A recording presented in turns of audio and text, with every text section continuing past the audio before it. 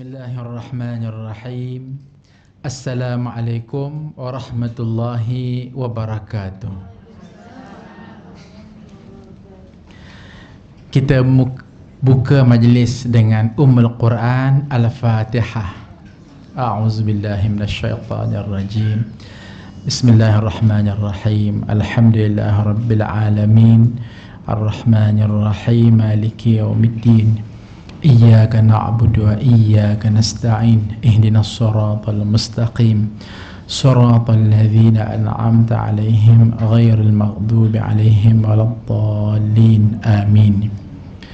Alhamdulillahi rabbil alamin. Wassalatu wassalamu ala rasulillahil amin wa ala alihi wa sahbihi ajma'in. Rabbi syrah li sadri wa yassir li amri wahlul 'uqdatam min lisani yafqahu qawli. Rabbana iftah bainana wa baina qaumina bil haqq wa anta khairur rahimin. Amin ya rabbal alamin. Ustaz boleh bayangkan betapa bakul di kalangan kita yang mengumpat kepada ustaz, yang marah kepada ustaz, tak kurang yang mendoakan supaya ustaz lekas sampai. Kebanyakan yang ketiga tadi kan. Yang ustaz boleh nampaknya ada seorang muslimah garam, marah je dia kepada ustaz. Sejujurnya memang Kak Salwa telah pun lama hantar mesej, tapi ustaz lupa nak masukkan dalam jadual. Jadi 2 hari lepas bila kata ada satu mesyuarat nak dibuat di tahfiz, ustaz kata boleh kita buat pada pagi ini, tengok free je. Jadi ketika Kak Salwa telefon tu, ustaz sedang mesyuarat, tu yang semak tu. Dengan pihak pengurusan tahfiz. Jadi ustaz kata beginilah ya, minta maaf banyak-banyak, kita terpaksa tangguhkan mesyuarat ni. Ustaz terpaksa melompat datang ke Masjid Al-Falah nak beritahu sayang-sayang pada tahfiz, sayang lagi pada jemaah Al-Falah. Masya Allah, semuanya sayang belaka ya. Mah semuanya. Okey, baik. Jadi hadirin sekalian, untuk meraih atas kelewatan yang berlaku, ustaz akan qada serentak sekaligus, iaitu dalam perkiraan nota ustaz, kita berada pada kajian Asmaul Husna Al-Khaliq. Betul kan? Al-Khaliq, Al-Bari, Al-Musawwir. Ustaz akan rangkulkan ketiga-tiganya sekaligus, dan ia berkebetulan ketiga-tiga sekaligus ini berada dalam satu komponen. Apa komponennya? Iaitu perkataan Al-Khaliq, Al-Bari, Al-Musawwir. Terjemahan secara mudahnya ialah Allah, Tuhan yang mencipta dan menjadikan. Itu umum terjemahan secara literal nas. Namun apabila kita mengkaji lebih detail, maka kita akan dapati Masya Allah bagaimana berlakunya pendetailan atas sifat Allah Subhanahu wa taala yang bersifat Al-Khaliq, Al-Bari, Al-Musawwir. Daripada mana kita boleh kesan berlakunya perbezaan yang sangat halus di antara ketiga-tiga sifat Allah ini? Jawapannya kembali kepada kaedah struktur bahasa Arab yang berbunyi la at-taraduf. Tidak ada sifat, tidak ada perkataan yang seerti dalam Al-Quranul Karim. La at-taraduf fil Quran. Tidak ada perkataan seerti di dalam Al-Quranul Karim. Maka perkataan Al-Khaliq, Al-Bari, Al-Musawwir adalah perkataan yang berbeza, maka mustahil dia memberi makna yang sama. Kenapa? Sebab kalaulah ketiga-tiga perkataan yang berbeza tiba-tiba memberikan makna yang sama, maaf cakap, nampak sangat kalau seseorang itu seseorang yang tidak kreatif. Alahai, 3 perkataan tetapi makna yang sama. Itu namanya tidak kreatif. Contoh kita kata beginilah ya. Maaf ya, ustaz ni orang Kelantan. Okey, budu. Kenalkan budu? Hello. Nah, cara minum budu macam mana? Okey, buka tudung botol, ambil straw, hisap. Okey dah. Budu itulah dia seia yang ada daripada ikan bilis dikisar, kemudian diperap, hujungnya jadi budu. Tentunya semua budu masin belaka. Tetapi bagi mereka yang idrak, yang sangat expert dalam bab makan budu, muka budu, maka dia boleh rasa budu ni cair, rasanya lain. Budu ni pekat, rasanya lain. Budu ni rasanya lemak. Budu ni rasanya padu. Jadi sama-sama budu, tetapi Masya Allah, pendetailan itu menggambarkan keunikan yang ada pada si yang membuat budu. Nah, faham semua budu? Okey, bukan budu ya, semua tuan-tuan dan puan-puan yang budiman. Demikian juga dengan Allah Azza wa Jalla. Di saat Allah Azza wa Jalla memperkenalkan, wahai manusia, aku ini Al-Khaliq, Tuhan yang menjadikan. Aku ini Al-Bari, Tuhan yang menjadikan. Aku ini Al-Musawwir, Tuhan yang menjadikan. Tuan-puan jangan fikir itu maknanya sama. Kalau itu maknanya sama, maaf cakap, Allah tak kreatif. Na'udzubillahi min zalik. Maka sudah pasti setiap maksud itu memiliki makna yang berbeza. Baik. Jadi apakah makna dia? Al-Khaliq bermakna Allah Subhanahu wa taala mencipta akan sesuatu itu minal adam ilal wujud. Daripada tidak ada kepada ada. Daripada tidak ada kepada ada. Justru penciptaan Allah terhadap sesuatu makhluknya daripada tidak ada kepada ada, itu namanya Allah bersifat dengan Al-Khaliq. Satu. Yang kedua, Al-Bari, iaitu Allah Subhanahu wa taala menjadikan penciptaannya yang dijadikan itu memiliki identiti yang tersendiri. Nanti saya akan berikan beberapa contoh. Dijadikan, kemudian diberikan identitinya. Itu Allah bersifat Al-Bari. Lantas pergi ke satu tahap, pada identiti itu, inna kulla syai'in khalaqnahu biqadar. Kami jadikan setiap ciptaan itu dengan kadarnya yang tertentu. Besar kecilnya, tinggi rendahnya, gemuk kurusnya.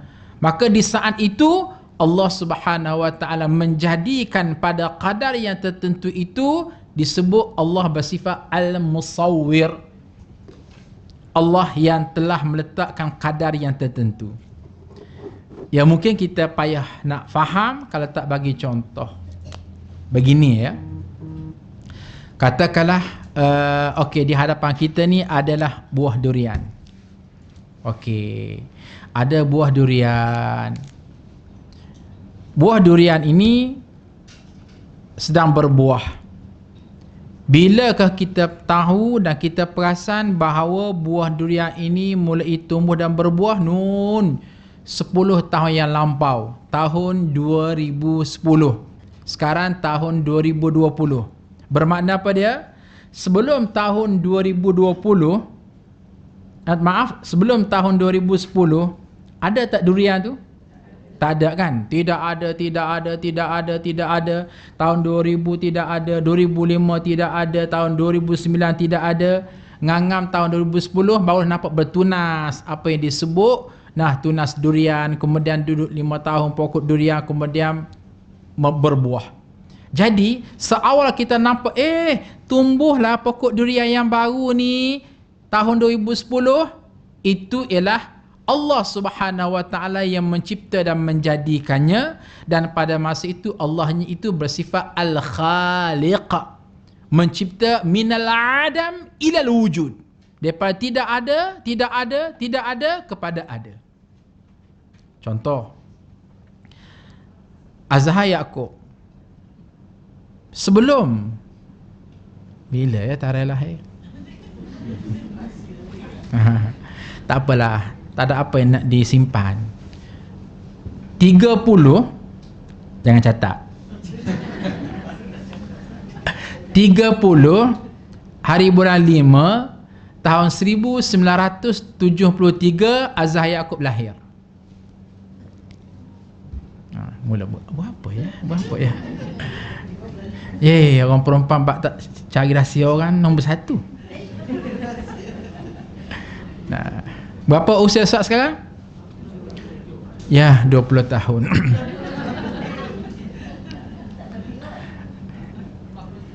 (47). Nah. Agak-agak mana lebih tua? Azhar Yaqub atau Nafizah Musa? Sama tua, sama tua. Masya-Allah.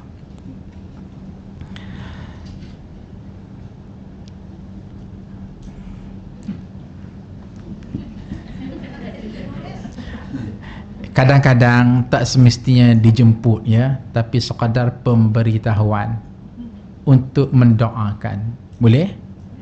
Okey. Itulah usia kami, tapi dengan izin Allah entah macam mana Allah mentakdirkan segala-galanya. Insya-Allah pada 5 hari bulan 9 Ustaz akan menerima menantu. Amin. Alhamdulillah. Pun jangan catat. 5 hari bulan 9 anak pertama kahwin. 12 hari bulan 9 anak kedua bertunang. Kemudian berikutnya baru minggu lepas anak ketiga dirisi orang. Dan Ustaz menerimanya 3 sekaligus. Nah, yang Ustaz senang hatinya, alhamdulillah dalam lingkungan tu semuanya hafiz dan hafizah belaka. Menantu pertama pun seorang hafiz daripada MRSM Ulul Albab, kemudian sambung di UIA pun juga ambil law sekali dengan anak perempuan ustaz. Nah, bismillah sajalah, nak kahwin sajalah. Anak kedua ustaz yang lelaki, perempuan lelaki, perempuan lelaki, perempuan lelaki, perempuan lelaki. Itu Allah Al-Khaliq kan? Nah, jadi anak yang kedua ustaznya lelaki juga daripada Tahfiz Sulaimaniyah Turki, baru tamat diploma dan sedang sambung ijazah, juga bertunang dan tunang juga sedang belajar di Jordan. Alhamdulillah. Anak ketiga ustaz juga seorang hafizah, Nur Ni'mah As-Salihah, juga belajarnya di tahfiz ayah dia, Tahfiz Maditul Hufaz, antara pelajar terbaik. Sekarang berada di UAE,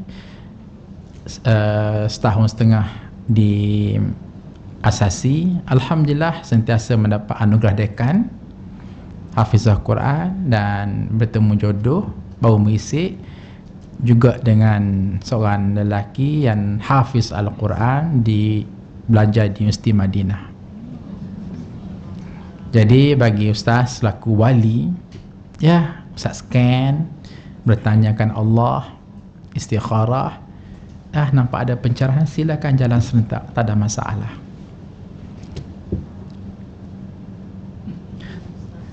Hello. Okey. Jadi kita di mana ya? Contoh Al-Khaliq tadi. Nah, tak apalah dapat menantu pada usia muda. Pun begitu, memang kami nak jemput semua kalau boleh. Kalau boleh. Nah, nanti dulu ustaz yang kuliah. Nah, tapi oleh kerana banyak kekangan SOP, maka terpaksalah kami hanya buat majlis akad nikah saja terlebih dahulu. Nanti dan juga majlis keraian keluarga. Nanti bila selesai insya-Allah kita akan buatlah untuk public biiznillah.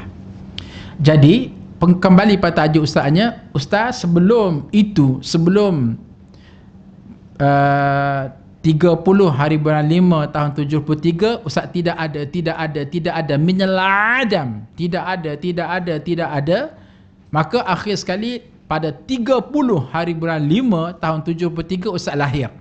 Maka ada. Jadi minal adam ilal wujud, tentunya kita yakin Allah yang mencipta dan menjadikan, itu ialah Allah yang bersifat Al-Khaliq, yang mencipta dan menjadikan. Ustaz lahir 30 hari bulan 5, P. Ramlee meninggal dunia pada 29 hari bulan 5. Tapi bukan bermakna Ustaz pengganti P. Ramlee. Okey. Kemudian ialah kembali kepada maksud Al-Bari. Jadi Al-Bari, Allah Subhanahu wa taala menyentuhkan identiti. Identiti dengan maksud, hadirin, maaf ya Ustaz bercakap begini. Benih yang Allah Subhanahu wa taala posisikan untuk ustaz ini, apakah Allah Azza wa Jalla tidak berkuasa untuk tukar penciptaan jadi azhar kepada jadi makhluk lain? Boleh atau tidak? Boleh. Boleh. Inilah yang disebut oleh Al-Hikam Ibn Athaillah As-Sakandari. Ketika mana beliau membahaskan tentang Allah yang bersifat Al-Khaliq dengan maksud bagaimana Allah Subhanahu wa taala ini mampu ni'matul ijad wa ni'matul imdad. Nikmat Allah menjadikan kita ini benih yang jadinya akhir manusia, bukan makhluk lain. Dengan arti kata lain, Allah Azza wa Jalla Maha berkuasa. Okey, aku mahu jadikan benih ini tukar daripada azar Yaqub kepada, maaf cakap, kepada lembu. Boleh. Kepada kambing. Boleh. Kepada pokok. Boleh. Kepada, nak maaf, babi hutan. Boleh. Tapi Masya Allah, Tabarakallah ahsanul khaliqin, akhir sekali Allah tak jadi lembu, tak jadi itik, tak jadi lauk, tak jadi pokok, tapi jadinya makhluk yang identitinya dikenali sebagai manusia. Maka Allah Subhanahu wa taala yang menentukan, yang mentakdirkan hujung jatuh, jadilah azah Yaqub, jadilah itu dan ini kita yang ada, itu namanya Allah yang bersifat Al-Bari. Allah yang memberikan identiti, jadi Azhar itu Azhar, jadi Kak Salwa itu Kak Salwa, jadi Osman itu Osman, jadi Muhammad itu Muhammad, jadi Abdullah itu Abdullah, seia yang ada. Baik. Kemudian bergerak lagi satu langkah, iaitu identiti itu pula memiliki Al-Musawwir. Okey, Azhar Yaqub ni jadilah manusia. Daripada tidak ada kepada ada, namanya Azhar Yaqub. Sekarang masuk lagi elemen yang ketiga, Al-Musawwir. Al-Musawwir ni maknanya berikan kepada dia apa dia panggil? Qadar. Inna kulla syai'in khalaqnahu biqadar. Berikan qadar. Artinya, nah sekarang Azhar Yaqub ni gemuk kurus macam mana? Tinggi rendah setara mana? Putih hitam setara mana? Jadi semua itu Allah Subhanahu wa taala yang inna kulla syai'in khalaqnahu biqadar. Kami jadikan Azhar Yaqub itu dengan sukatan yang tertentu. Gemuk kurus setara ni, putih hitam setara ni, tinggi rendah setara ni, suara intonasi dia setara ni, senyum simpul dia setara ni, masam mencuka dia setara ni. Semua itu inna kulla syai'in khalaqnahu biqadar. Allah yang menjadikannya atas sifat Allah yang bersifat Al-Musawwir. Nampak tu? Bagaimana rapinya penciptaan Allah Subhanahu wa taala. Baik. Supaya kita nampak lebih tertib dan lebih mantap, bermakna apa dia? Bermakna begini. Katakanlah satu bangunan, nak tak nak pihak utama yang mesti bergabung untuk menyiapkan satu bangunan itu siapa dia? Okey, katakanlah Masjid Al-Falah. Okey, pihak JAIS nak bina satu masjid, ataupun kita kata okey, kerajaan Malaysia nak bina KLCC. Tu dia bangunan paling tinggi tu. Hebatnya kita pergi kat KLCC, kita naik jengok tu, jatuh kopiah kot belakang. Sebab tinggi sangat. Maka nak tak nak, mesti ada 3 pihak yang bergabung untuk menyiapkan KLCC. Kalau satu pihak saja, tak boleh. 2 pihak saja, tak lengkap. Mesti 3 pihak. Siapa dia tu? Nah, tuan-tuan. Yes, satu pihak namanya arkitek, kontraktor, engineer. Betul kan? Kenapa begini tengok Ustaz? Nah, ketiga-tiga pihak ni. Okey, arkitek, kontraktor, arkitek dan engineer. Ustaz yang tahu bukan apa, sebab tahfiz fasa kedua itulah dia komponen dia. Kami submit nak betul-betul proper dengan garis panduan yang ditetapkan oleh pihak DBKL, turun naik berbulan-bulan. Akhir sekali kita lantik kontraktornya, arkiteknya, engineernya, dan masing-masing buat kerja masing-masing. Bergabung, kemudian menyiapkan tahfiz yang sedang dalam pembinaan sekarang. Nak beritahu macam mana? Dia beritahu, kalau sekadar ada kontraktor, tak cukup. Kontraktor dengan engineer, tak cukup. Kontraktor engineer mesti ada arkitek. Jadi, Masya Allah, barulah lengkap bangunan. So, dalam konteks ini, Allah Subhanahu Wa Ta'ala nak beritahu, okey, wahai manusia, ketika mana aku menjadi dan menciptakan sesuatu yang disebut makhluk, apa jua makhluk sekalipun, hadirin, apa maksud makhluk? Al-makhluqu ma siwa Allah.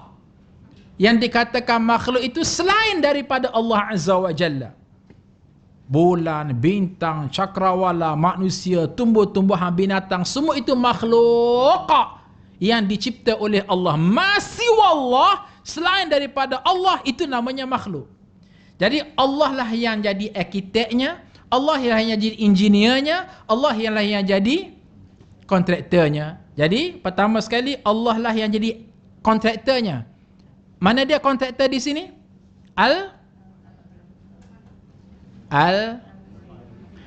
Kalau jawab exam ni macam terulu sini. Al-Khaliq. Okey, depa tidak ada KLCC, ada. Siapa yang buat? Kontraktor yang menciptakan minal adam ilal wujud. Depa tidak ada, tiba-tiba ada. Baik.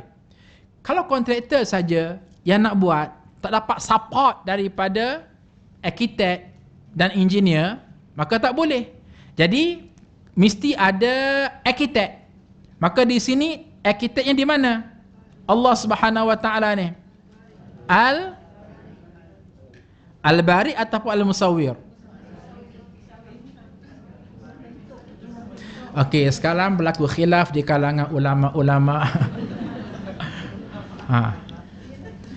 Apa tugas arkitek? Plan ke design?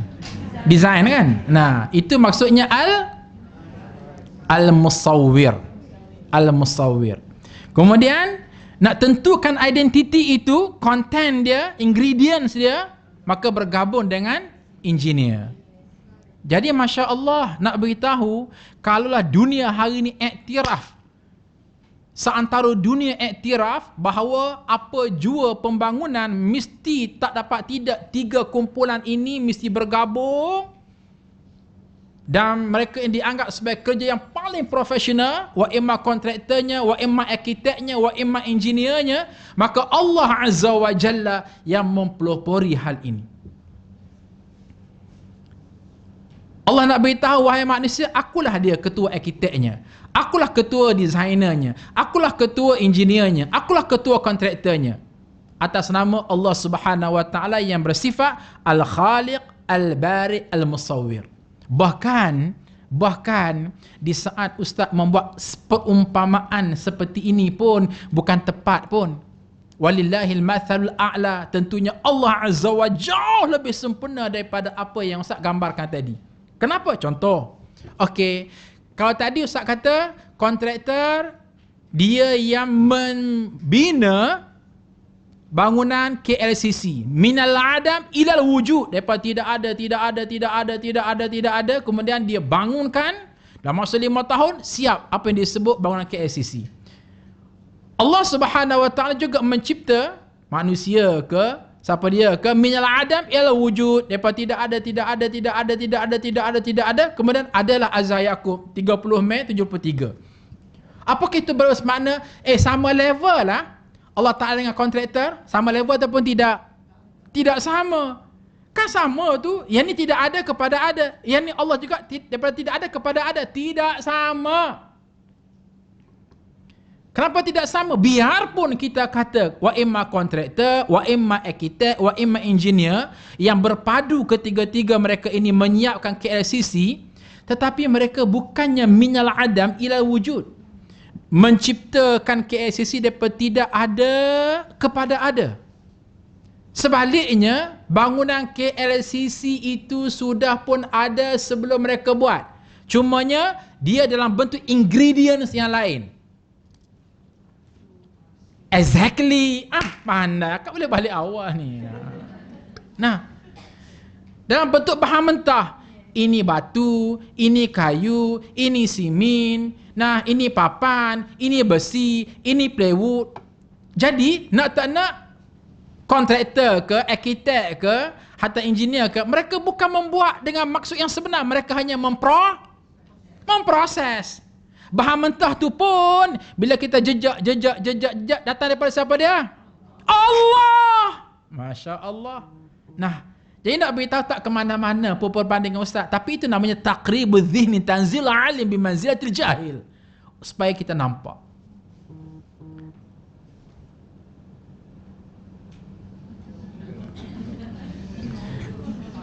Jadi hadirin sekalian, nak beritahu mesej apa dia?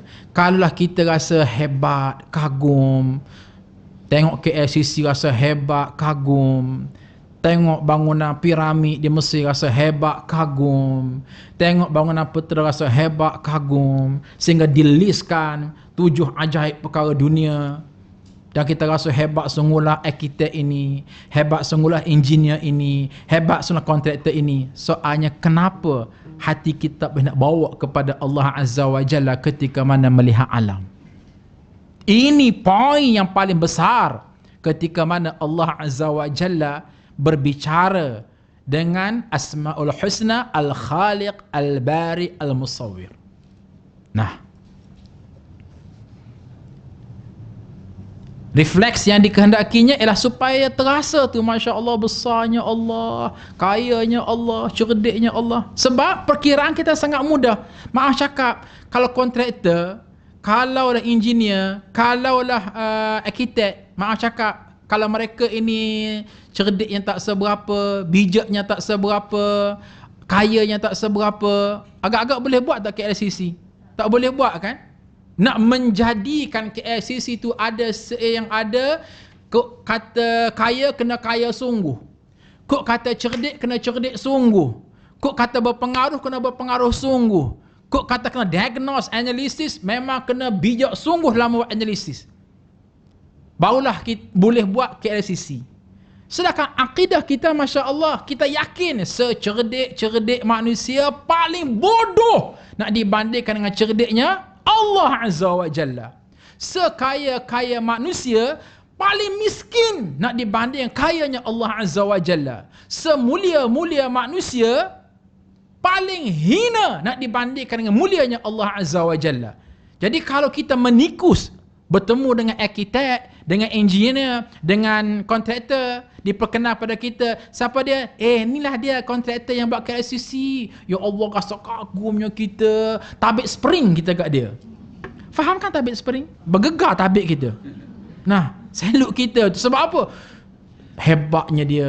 Maka takkanlah kita boleh appreciate kepada Allah Azza wa Jalla, melihat kepada alam keseluruhannya. Sebab itulah, Masya Allah, banyak sekali ketika mana Allah Subhanahu wa Ta'ala mengajar kita, tafakkaru fi khalqillah, maka berfikirlah kamu tentang kejadian Allah. Di situ kamu akan melihat Allah Azza wa Jalla yang maha sempurna, Tuhan yang kamu sembah, Tuhan yang kamu puja, Tuhan yang kamu bersimpuh menangis setiap malam, merengek kepada Allah. Setara ni sifatnya. Nah, apatah lagi kalau Ustaz nak luaskan perbincangan. Masya Allah, dunia, ya Ustaz sebagai pensyarah di UTM, Universiti Teknologi Malaysia, duduk dalam dunia mengkaji Al-Quranul Karim, kaitkan dengan dunia saintifik. Contoh ya, contoh. Kita ada dua teori yang besar. Satu, teori Big Bang. Yang kedua, teori black hole. Awal kejadian Big Bang, akhir kejadian black hole. Maka saintis di-highlightkan dua orang yang sangat hebat, yang dianggap paling genius dan paling terkenal. Pertama, Albert Einstein, dan yang keduanya ialah Stephen Stephen Hawking. Nah, dua-dua dah meninggal kan, yang Stephen Hawking baru saja. Okey. Albert Einstein, seorang saintis yang antaranya, walaupun sebelumnya sudah ada yang kaji, tapi beliau telah pun mengkaji secara lebih serius tentang naratif gravity, yang akhir sekali bila bertemu dengan apa yang disebut teori Big Bang. Nak beritahu bagaimana alam ini asalnya berpadu elok, bercantum elok, langit, bulan, bintang, cakrawala, tapi nak hilang mengantuk.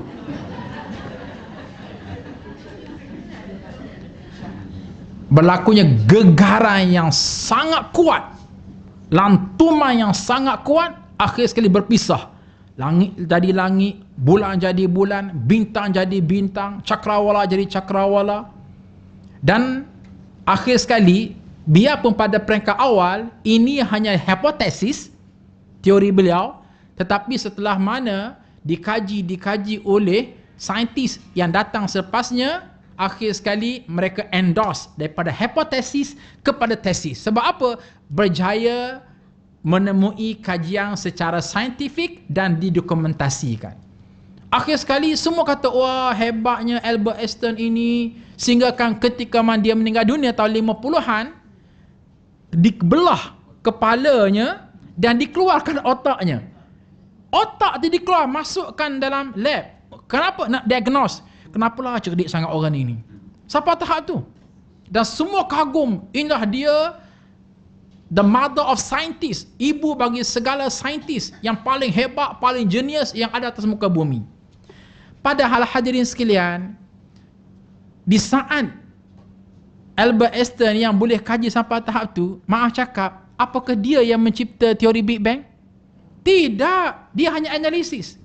Sedangkan Allah Azza wa Jalla menyebut dalam Al-Quranul Karim, awalam yara alladhina kafaru anna as-samawati wal arda kanata rasqan fafataqnahuma.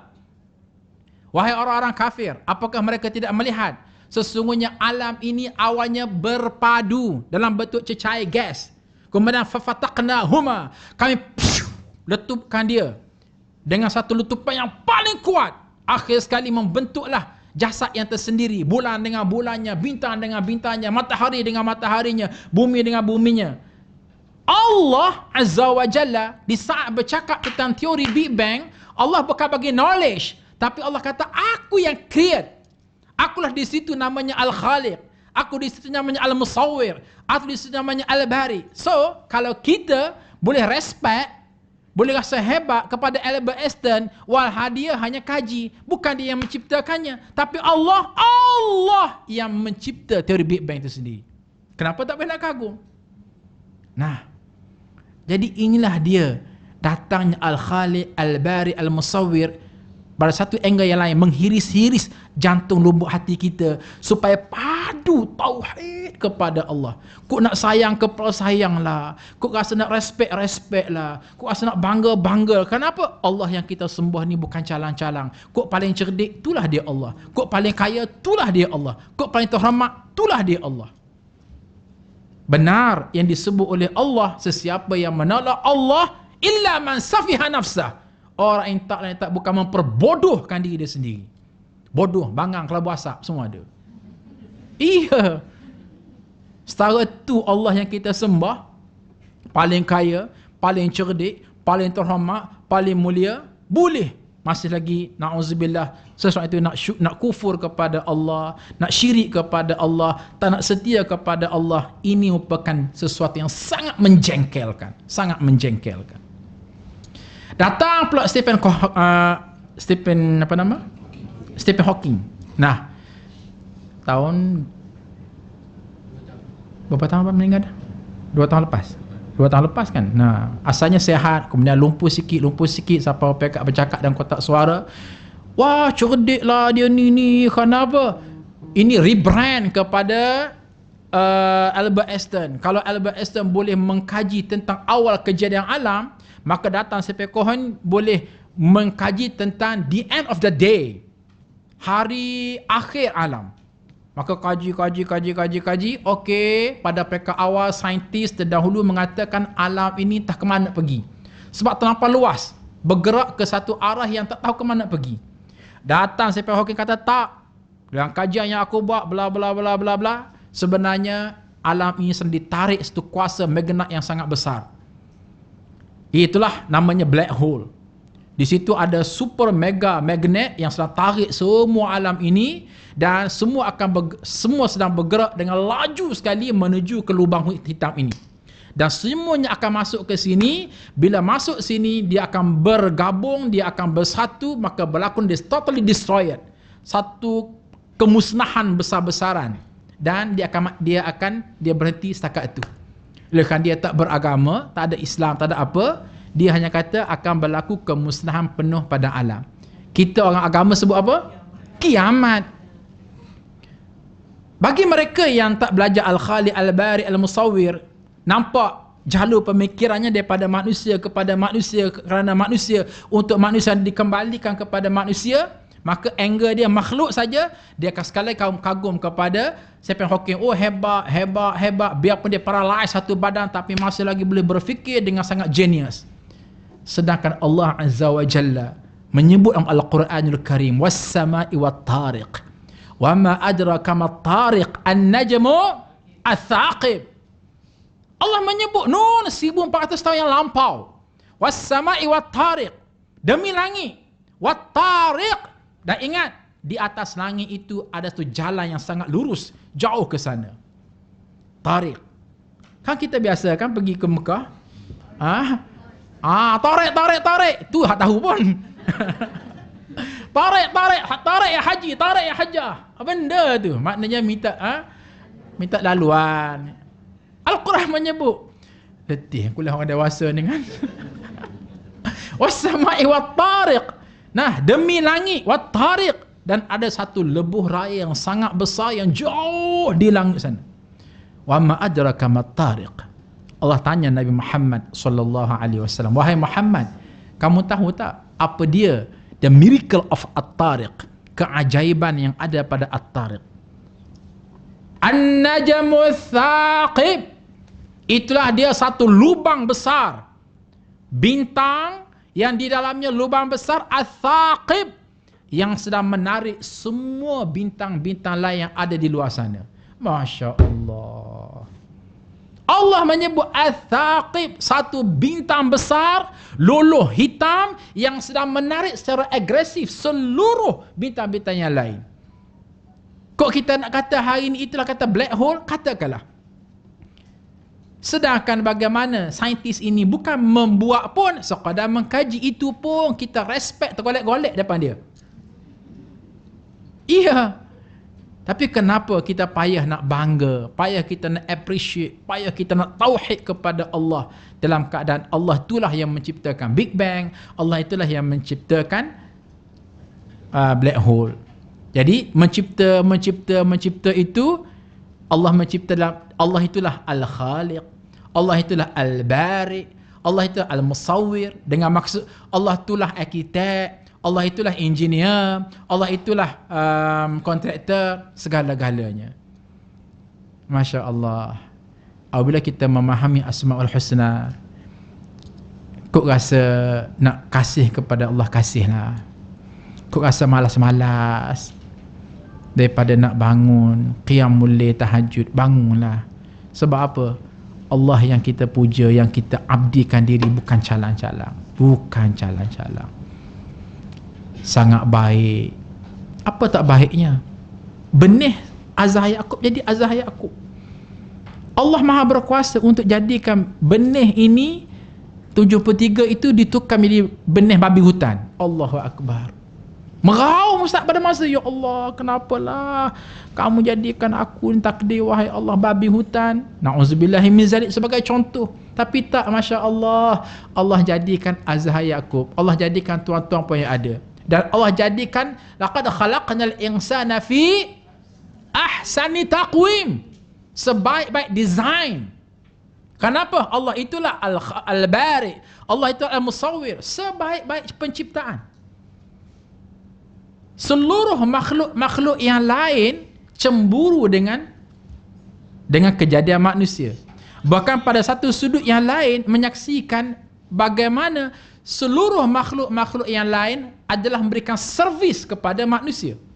Hadirin sekalian, nah, hujan di mana tempat tinggal dia? Nun, di langit sana, dikumpulkan dalam bentuk awan. Hujung jatuhnya apa dia? Sakhara lakum, memberikan servis untuk kita manusia. Ikan di mana tempat tinggal dia? Nun, di laut sana. Hujung jatuhnya sakhara lakum, memberikan servis untuk manusia. Okey, gas, petrol, emas, di mana tempat tinggal dia? Nun, dalam perut bumi. Hujung jatuhnya sakhara lakum. Binatang, okey, lembu, kerbau, ayam. Cuba bayangkan, Nuh, kita korban baru-baru ni. Lembu rela lehernya, rela kakinya diikat, rela diambilnya pisau, dihiris, bersembur darah, kemudian dilapah, kemudian dihiris daging, kemudian dipotong tulang, kemudian digoreng. Hujung jatuh apa? Servis untuk manusia. Sampai tahap tu nah. Semua makhluk-makhluk yang lain, Allah Azza wa Jalla telah pun mengarahkan kamu mesti memberikan servis kepada manusia. Kenapa? Ahsanat taqwim. Aku menjadikan manusia itu sebaik-baik kejadian. Ini yang dikatakan manusia sebagai raja alam. Jauh lebih hebat dari Raja Gopal. Iya.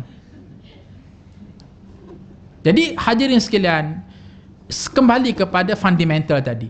Fundamental, Allah yang bersifat Al-Khaliq, Allah yang bersifat Al-Bari, Allah yang bersifat Al-Musawwir. Soalnya, apakah setelah kita mengetahui, oh macam tu ya maksud Al-Khaliq, Al-Bari, Al-Musawwir, apakah Allah hanya nak bentar knowledge kepada kita, kemudian habis takat tu sadaqallahul azim, balik singgah di kedai Ali Maju makan?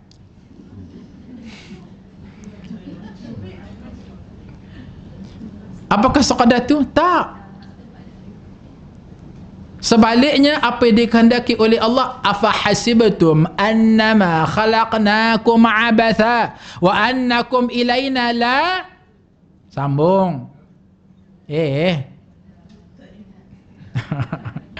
la turja'un. Afa hasibtum annama khalaqnakum, khalaqa al-khaliq, wahai manusia, apa kau menyangka kami menjadikan kamu itu FOC, habasa, free of charge, begitu saja? Tidak. Wa annakum ilaina la turja'un, dan kamu menyangka kamu tak akan dikembalikan kepada Allah pun tidak. Maka kita hidup ini bukan FOC. Pertama, hidup kita apa dia? Hasil daripada kita kenal Allah Al-Khaliq, Al-Bari, Al-Musawwir. Ada sesuatu yang Allah nak daripada kita. Pertama apa dia? Beribadah kepada Allah. Wa ma khalaqtul jinna wal insa illa liya'budun. Mengabdikan diri kepada Allah. Kemuncak pengabdian diri kepada Allah, bertauhid kepada Allah. Yang kedua ialah menjadi khalifah Allah atas muka bumi. Apa maksud khalifah? Memakmurkan muka bumi Allah ini dengan hukum Allah, syariat Allah diimplement dalam diri, dalam keluarga, dalam masyarakat, dalam negara, dalam ummah. Mana dalilnya? Bismillahirrahmanirrahim. Wa idh qala rabbuka lil malaikati inni ja'ilun fil ardi khalifah. Dan ingatlah ketika mana Tuhan kamu berfirman kepada malaikat, kami pasti akan jadikan manusia Al-Khaliq, Al-Bari, Al-Musawwir, manusia ini atas muka bumi sebagai khalifah. Apa makna khalifah? Istikhlafun nubuwah fi iqamati din wa siyasat dunyabi, menggalang ganti urusan kenabian dalam rangka menegakkan Islam dan menegakkan pemerintahan Islam. Pemerintahan Islam tegakkan diri kita, keluarga kita, syariah compliant laksanakan. Sebab itulah Maaf cakap, okey, tuan-puan yang diberikan tanggungjawab, ada family, ayo laksanakan Islam dalam rumah tangga. jaga akhlak, jaga akidah, jaga tauhid pada suami, pada isteri. 2. Yang ketiga ialah yang Allah nak daripada kita ialah melaksanakan amanah Islam. Inna 'aradna al-amanata 'ala as-samawati wal ardi wal jibal fa abaina an yahmilnaha wa ashfaqna minha wa hamalaha al-insan innahu kana zaluman jahula. Demi sesungguhnya kami telah bentangkan amanah ini kepada bukit, bukau, gunung, ganda, seluruh makhluk-makhluk yang lain, tetapi mereka enggan untuk menanggung amanah tersebut, namun dipikul oleh manusia. Tapi malang sekali apabila diberikan tanggungjawab amanah Islam ini, ada di kalangan manusia yang tidak memikulnya, maka di sisi Allah zaluman, manusia ini paling zalim, jahula dan paling jahil. Paling zalim dan paling jahil.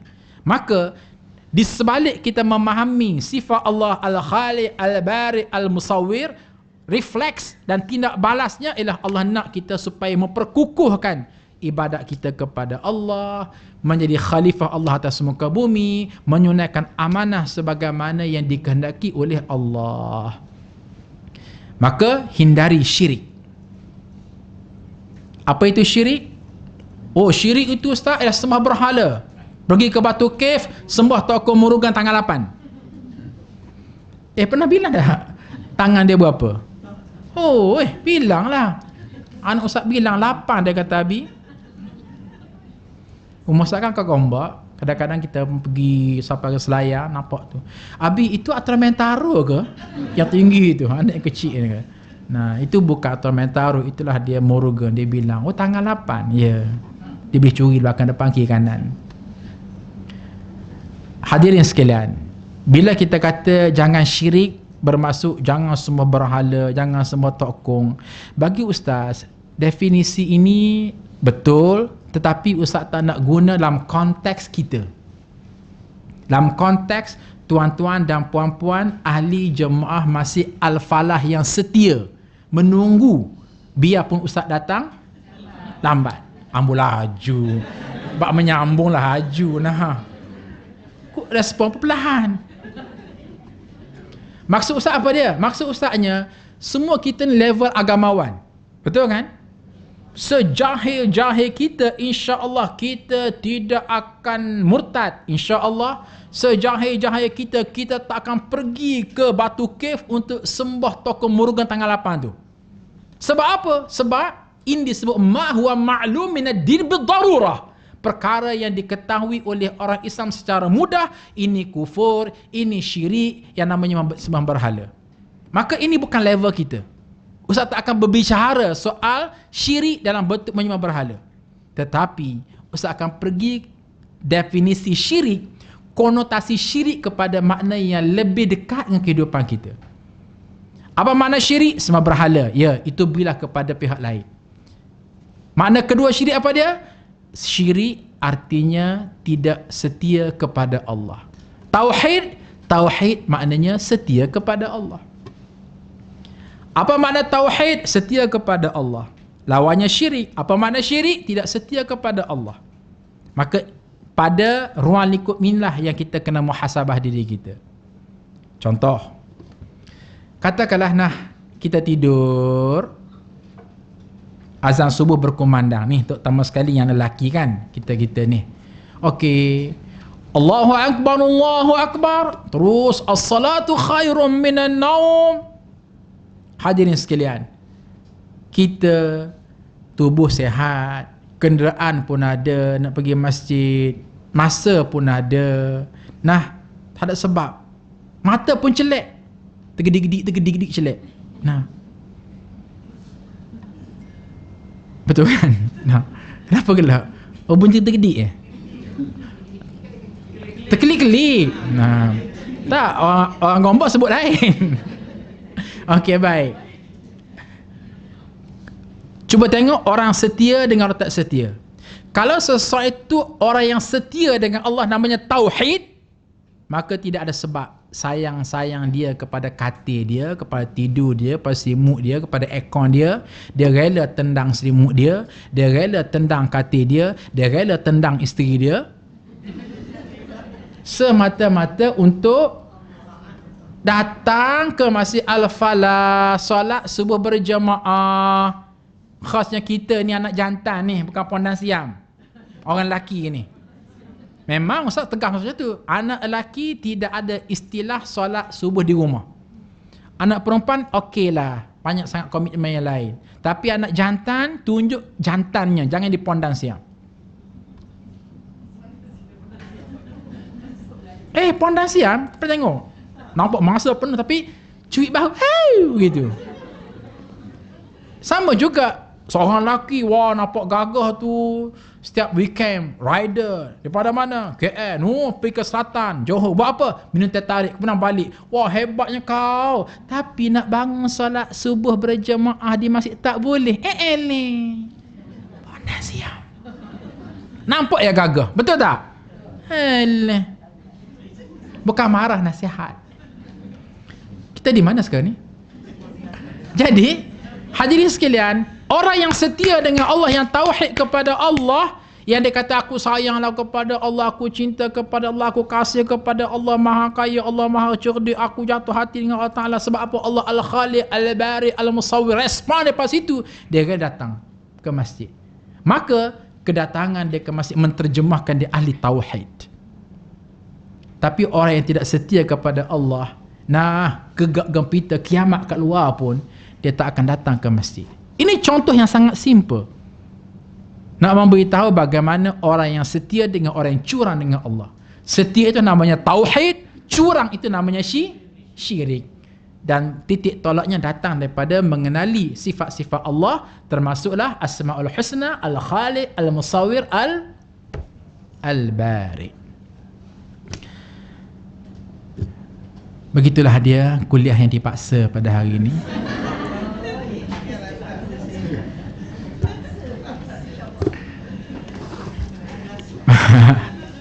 Okey, Ustaz sangat menghargai Kak Salwa, masya-Allah, gigih orangnya. Kita doakan beliau terus sihat dan terus bersemangat untuk mengendalikan program-program agama.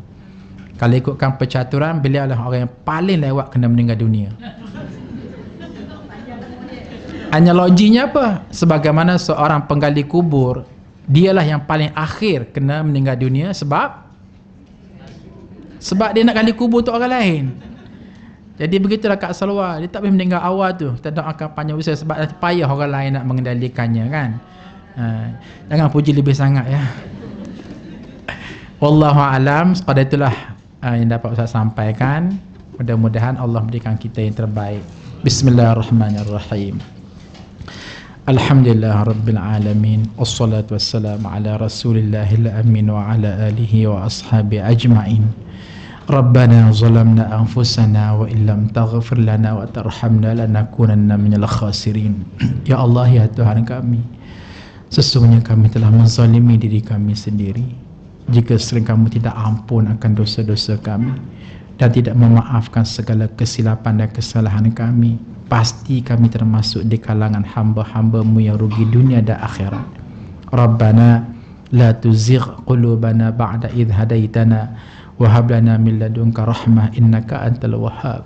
Ya Allah, ya Tuhan kami, jangan kau pesongkan hati kami setelah kami berikan rahmat, taufik dan hidayah kepada kami, dan kami memohon agar taufik dan hidayah berkekalan kepada kami sehinggalah kami menemui Engkau, wahai Allah. Allahumma ya Qahar ya Jabbar, wahai Allah, Engkau Tuhan yang maha memaksa, paksalah kami jadi baik, paksalah kami menjadi ahli tauhid yang paling setia kepada Engkau, paksalah kami rajin membaca Al-Quran, paksalah kami menjadi hamba-hamba-Mu yang sahih dan salihah. Wahai Allah, kami lebih bersedia dipaksa untuk masuk syurga daripada secara sukarela masuki neraka. Allahumma ya Khaliq ya Bari ya Musawwir, wahai Allah, kami mengiktiraf Engkau Tuhan yang maha berkuasa, yang maha menciptakan, yang menjadikan, yang menggambarkan. Maka Engkau, wahai Allah, Tuhan yang patut disembah dan dipuja. Engkau Tuhan yang patut dijadikan idaman dalam kehidupan kami untuk bertauhid, sekuat-kuat tauhid kepada Engkau. Justru wahai Allah, bimbingkanlah hati ini menjadi ahli tauhid kepada Engkau. Lindungilah hati ini daripada terjebak menjadi ahli syirik. Wahai Allah, kami tidak ada upaya dan kekuatan melainkan bantuan dan bimbingan daripada Engkau, wahai Allah. Allahumma ya Ghaffar ya Sattar, wahai Allah, Tuhan yang Maha mengampun, ampunlah seluruh akan dosa-dosa kami yang kami tidak pandai untuk bertaubat kepada Engkau dengan sesebenar taubat.